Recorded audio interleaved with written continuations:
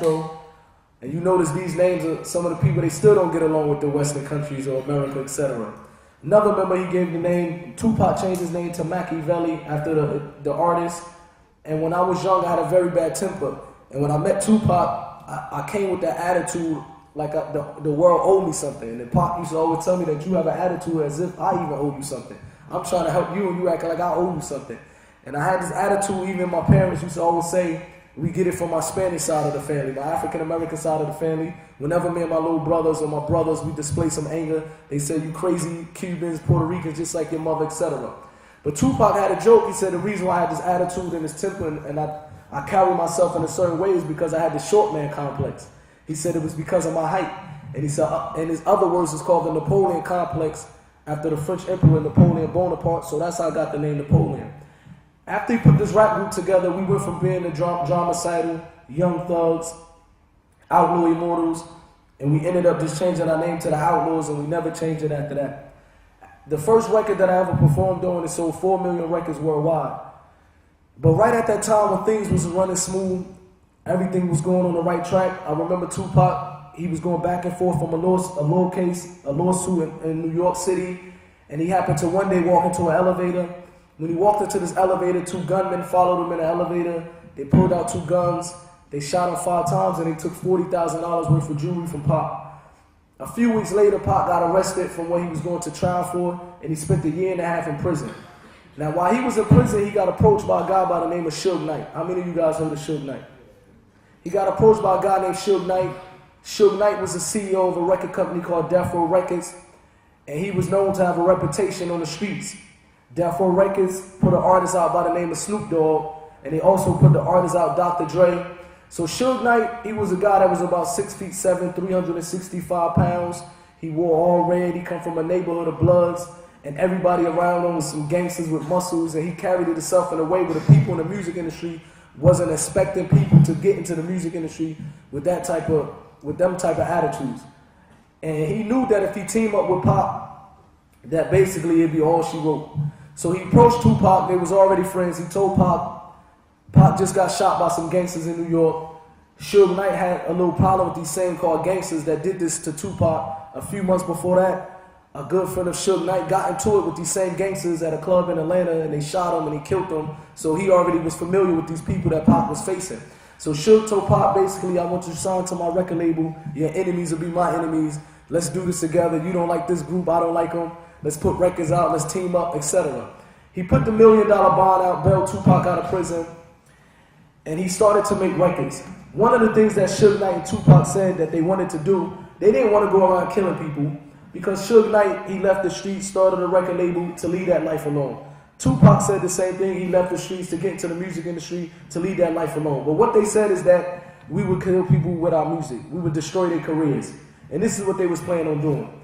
So when Tupac went to Death Row Records, that's when he did songs dissing, you know who, the other side of the people. I'm not going to bring it back up. But he started doing diss records, and he started talking bad about this group. And Tupac always said in the back of his mind that he's not doing it, hopefully, that anybody would get killed.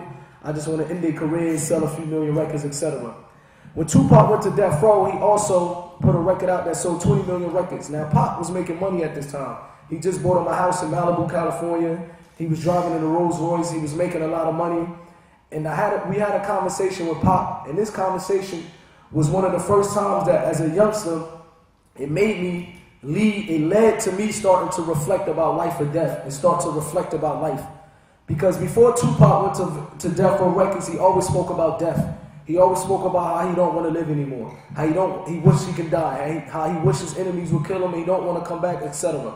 But when he got to Death Row Records, he started to speak about how he was making so much money, and he was looked at me and the rest of the Outlawz, and he said, remember how I used to always speak about death and I don't want to die. He said, it was a time in my life I truly didn't want to live anymore. He said, but now that I'm making all this money, I just bought this house, Rolls Royce, Bentleys, whatever.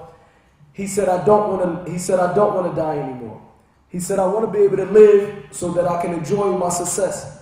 And unfortunately, a few months later, Tupac happened to be in Las Vegas, Nevada. He got into a fight with an individual. A couple hours later, a car pulled up on the side of Tupac. Suge Knight was driving. They opened fire. They shot Pac 13 times, and he died 6 days later in the hospital.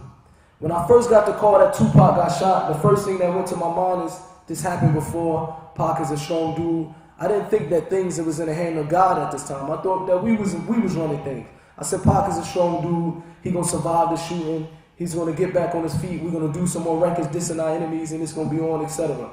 When I got to the hospital, when I looked at Tupac lying in the bed, that's when I knew how serious it was. Because Pac was an individual that you could barely ever get him to even shut his mouth. He was always loud. He was always the life of the party. He was always moving. He was always hyper. But when I seen Tupac laying in the bed, and it humbled him, he was in a state that he couldn't help himself.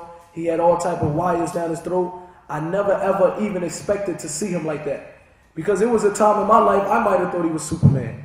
After he took them 5 bullets, the way he always carried guns, the way he carried himself, I wasn't expecting that Tupac would end his life in this way so soon. So after the death of Tupac, some of us decided to go back to New Jersey, me, Gaddafi, and Fatal. The rest of the Outlawz, the smart ones, they went to Atlanta to move in a house with Pac moms. When I got to New Jersey, I remember I got arrested, and I told myself once I get out of the cell, I'm going to go get Gaddafi, and I'm going to tell him, let's leave New Jersey. New Jersey is not a good place to be, and let's pursue our career in the music industry. Gaddafi told me, cool, you go to Atlanta, I'll meet you there in a few weeks. I decided to hook Gaddafi up with a little cousin of mine. I had a little cousin that had a rep. You guys know what a rep is, right? I want to make sure we got the same slang words in England and America. You guys know what a rep is? So my little cousin, he was known to have a reputation. Even though he was around 15 years at this time, but he always carried a gun on him, and he was known to use that gun. He'd done it before, and he wouldn't have had no problem doing it in the future. So I told Gaddafi, let me introduce you to my little cousin. He's crazy. If you need anything, he gonna hold you down. So I left, got on the plane, went to Atlanta. Tupac died in September. I left in October. I get a phone call in November that Gaddafi just got shot. And when the person that called me and told me Gaddafi got shot, the first thing that comes to my head is, he all right? Matter of fact, who shot him? I had so much anger in me, the first thing that I was thinking about is revenge. And she said, Napolean, it was your little cousin that shot Gaddafi. So I said, the first thing that came to my head after that is that my little cousin would never pull a gun out and shoot Gaddafi. Maybe it's a mistake, this lady is lying. I got off the phone, I contacted my little cousin, and he played it off very well. He said, no, I didn't shoot Gaddafi. Where you hear this news from, man? Whoever told you that is lying, this and this and that. A few hours later, Gaddafi passed. I kept getting phone calls that your cousin killed Gaddafi. How can your cousin do this? Gaddafi boys is calling me crying. I called my little cousin back. I said, look here, man, you got people all around Newark, all in Montclair. They keep calling. You got eyewitnesses that said that they seen you shoot him, etc., etc. My cousin admitted that he shot Gaddafi. He said, well, to be honest with you, I did shoot Gaddafi, but it was a mistake. My cousin was high on drugs. He pointed the gun to the face of Gaddafi. The gun accidentally went off, and he took the life of Gaddafi, and he was only 17 years old. My cousin was only 15 years old at the time, and he had to go to prison. He decided to turn himself into prison, and he did 10 years of his life. From 15 years old to 25 years old, that you're going to take so much advantage of your life, my cousin had to spend it in prison. At the same time, me and the Outlawz, we continued to do music. We put a record out on our own, and this record called Still I Rise sold 1.5 million records worldwide. We started to make a little money, and at this time of my life, I started to forget about the death of Tupac, the death of my friends, any type of hardships that I went through. I started to forget about it because I was making money. And at this point in my life, I was able to buy 3 brand new houses. Every time a brand new car would come out, I would be the first one at the dealership racing to get that car. I was living a life, basically everything that I wanted, I had the money to do it.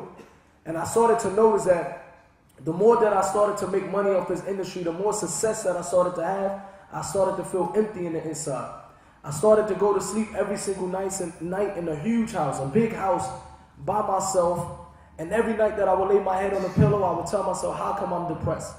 I would literally sit there for hours on the pillow with my eyes open saying, I must have not purchased something, or I must bought the wrong car, or I must bought the wrong house, because it have to be something out there that I can buy to make me happy.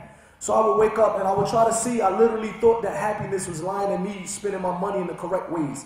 I would wake up and say, well, maybe I need to go to Puerto Rico, maybe I need to take a trip, because I got the houses, I got the money, but I'm missing something. So I need to know what do these other rappers have that make them look happy on television that I don't have. Maybe I need to buy some more bling bling. Let me go buy some jewelry. Maybe I need to buy this car. Let me go get this. Maybe I need to party. Maybe I need to do this. And everything that I was doing to search for happiness, I noticed as soon as I get it, I will be happy for a few minutes, and then I'm back depressed again. And I started to get to the point in my life that